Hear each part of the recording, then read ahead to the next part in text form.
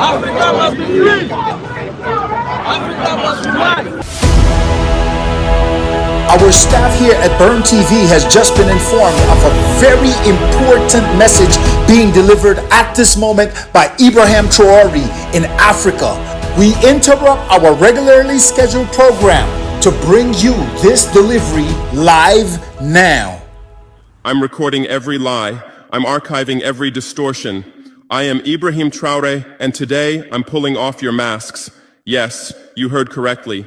I, whom you call a young military junta leader, whom you brand as a dangerous radical, whom you serve up as an anti-Western dictator, am now telling you the truth. And this time you cannot turn off your microphones. This time you cannot turn away your cameras. This time your editors cannot cut this speech. Because the world you monopolize no longer exists. Because millions will hear these words now, without passing through your filters, without being subjected to your distortions, without being muddied by your lies.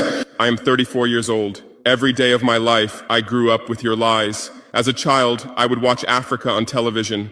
Always the same images. Children with flies, dry lands, weapons, death. This is Africa, they told us. This is what Africa is. And we believed it. We were ashamed of ourselves. We were ashamed of our own lands, of our own people. But then I grew up. I read, I researched, I questioned, and I understood that the Africa you showed us wasn't real. The story you told us was a lie. The fate you imposed on us was a script you had written. For years, how have you portrayed Africa? How have you shown it? How have you sold it to your viewers? As if we were creatures who had no share of humanity. As if we were savages left outside of civilization. As if we were wretches waiting for you to save us. Every day, every hour, every minute, the same story plays on your screens. Hunger, war, disease, corruption, terror, chaos. These are the words that come to mind when Africa is mentioned. In your Africa dictionary, there are no other words. No hope, no success, no development, no resistance, no honor, no pride, no victory. So I ask you, New York Times, Washington Post, Guardian, Le Monde, have you ever made Africa's successes your headlines? How many times have you written about Rwanda's technology miracle? How many times have you shown Ethiopia's reforestation project? How many times have you praised Botswana's democratic success? How many times have you described Kenya's entrepreneurial ecosystem? No, because these don't fit your scenario. Your Africa cannot be successful. It cannot, because then how will you legitimize your exploitation? If it's not in need of help, how will you intervene? If it's not backward, how will you look down on it? Have you ever asked yourselves, has any editor sitting at their desk, any news director in a meeting, any columnist at their keyboard ever thought, why are the people of the world's richest lands poor? Here are the numbers for you, real numbers. Africa owns 70% of the world's cobalt reserves. Your cell phone, your computer, your electric car won't work without cobalt. This cobalt comes from Congo, but Congolese can't afford cell phones. Africa owns 90% of the world's platinum reserves. Catalytic converters, electronic devices, medical implants, they all need platinum. This platinum comes from South Africa, but South Africans are crushed by unemployment. Africa provides 30% of the world's gold production. Mali, Burkina Faso, Ghana, Tanzania. Gold flows like rivers from our lands. But our people swim in poverty. Africa supplies 65% of the world's diamond production.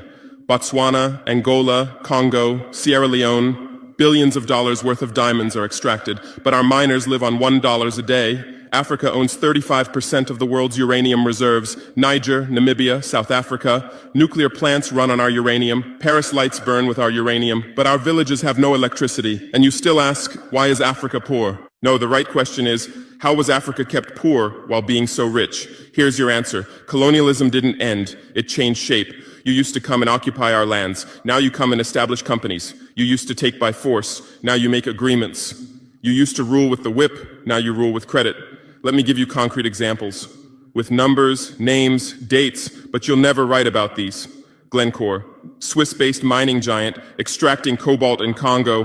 2022 revenue, $256 billion. A tax paid to Congo, $500 million. That's 0.2%. Is this justice? Rio Tinto, British-Australian mining giant, extracting bauxite in Guinea, 20 million tons annually. What's left for Guinea? Environmental pollution and cancer. Total, now Total Energies, French oil giant, extracting oil in Angola, Nigeria, Congo. 2022, profit, $36 billion investment in Africa, dirty pipelines, Anglo-American, founded in South Africa but now in London. Diamonds, platinum, iron, taking everything. What it left in South Africa, 6 million unemployed miners. And these are just the tip of the iceberg. What about the invisible, the secret deals, the offshore accounts, the transfer pricing tricks? Every year, $88 billion in illegal money flows out of Africa.